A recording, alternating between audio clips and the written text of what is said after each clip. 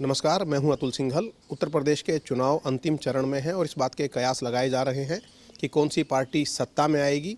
सब दलों ने अपना पूरा जोर लगाया हुआ है। इस वक्त हमारे साथ चर्चा के लिए मौजूद हैं राज्यसभा सांसद डॉक्टर अनिल अग्रवाल, जो यूपी से राज्यसभा के सांसद हैं, बड़े सामाजिक कार्यकर्ता हैं। उनसे जानेंगे कि इस वक्त जो है यूपी की क्या स्थिति देख रहे हैं आप, डॉक्टर साहब। नमस्कार अतुल जी। देखिए, उत्तर प्रदेश में भारतीय जनता पार्टी पिछली बार से बेहतर प्रदर्शन करने जा रही है और उसका हमारा एक ठोस कारण भी है।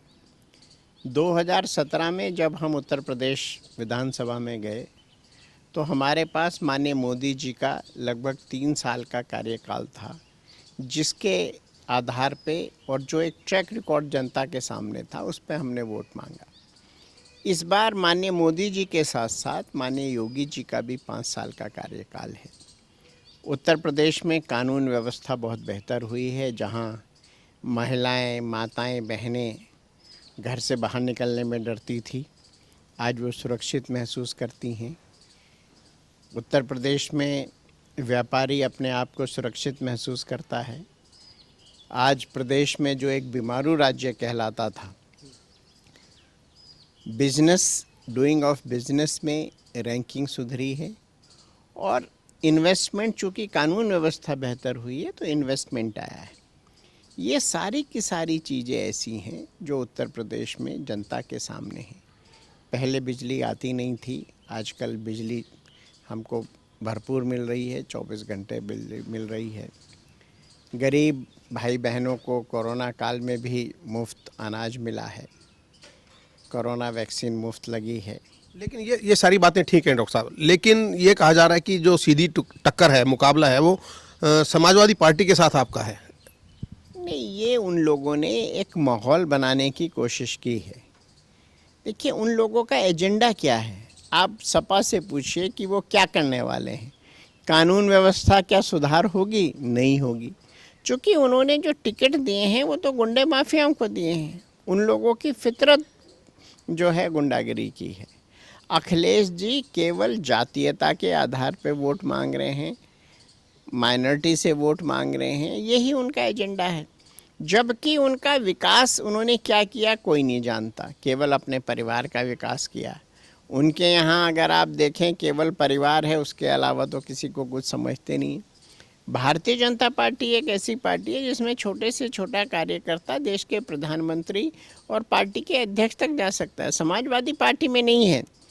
नेताजी के बाद उनका पुत्र, उनके पुत्र के बाद उनका पुत्र। तो इन पार्टियों में वो विकास की सोच है ही नहीं, अपने परिवार तक सीमित रहते हैं, बाकी जातिवादिता की राजनीति करते हैं। परिवारवाद की बात तो अलग है, लेकिन जातिवाद की आपने बात की है तो कहीं ना कहीं ये कहा जा रहा है कि वोटों का ध्रुवीकरण दोनों तरफ से हुआ है। बीजेपी ने अपने पक्ष में ध्रुवीकरण करने की कोशिश की है वोटों की। नहीं, बीजेपी ने बिल्कुल ध्रुवीकरण करने की कोशिश नहीं। बीजेपी, हम ध्रुवीकरण क्यों करें, हम तो सबका वोट ले रहे हैं। माननीय प्रधानमंत्री जी का दृढ़ संकल्प है और उनका सूत्र है सबका साथ, सबका विकास, सबका विश्वास, सबका प्रयास। तो हमारे पास तो सबके वोट हैं, हम क्यों ध्रुवीकरण करेंगे। ध्रुवीकरण तो वो करने की कोशिश करेगा ना जिसके पास समर्थन कम हो, जिसके पास वोट कम हो। हमारे पास तो बहुत बहुमत है। देखिए, मैं आपको एक चीज़ और अतुल जी बताना चाहता हूँ। 2019 में इसी आधार पे जिस पे आज अखिलेश जी चल रहे हैं, उस समय तो बहन जी भी इनके साथ थी। 2019 में सपा, बसपा, लोकदल, अप्रत्यक्ष रूप से कांग्रेस सब इकट्ठे थे। उसके बाद जनता ने नकारा, हम लोगों को 64 सीटें मिली। अगर उस दृष्टिकोण से भी देखें तो 64 × 5 320 सीटें हमारी बैठती हैं। लेकिन जो सर्वे हुए हैं चुनाव से पहले के, उसमें तो बीजेपी की सीटें घटती दिखाई दे रही हैं।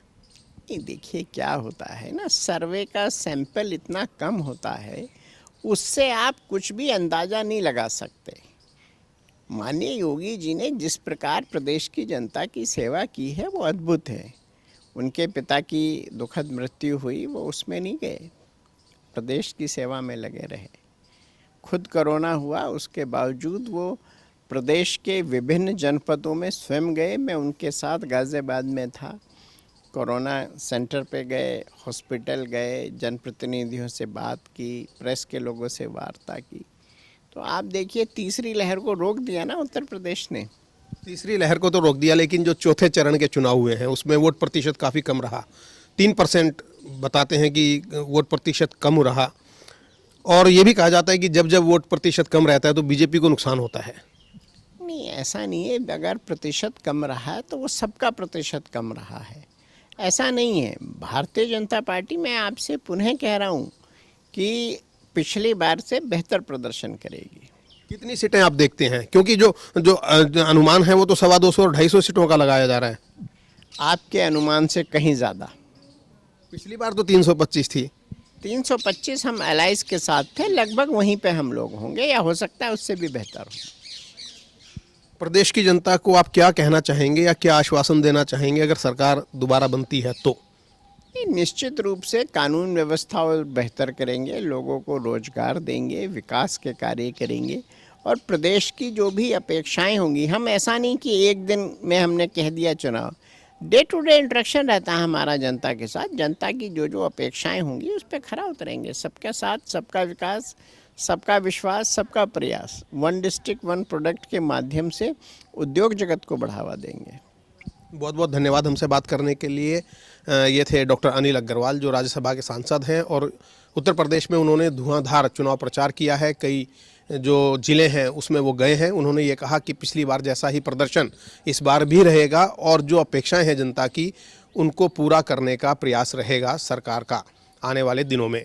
कार्यक्रम नमो इम्पैक्ट में आज इतना ही। अगले कार्यक्रम में फिर करेंगे मुलाकात, तब तक के लिए दीजिएगा इजाज़त। नमस्कार।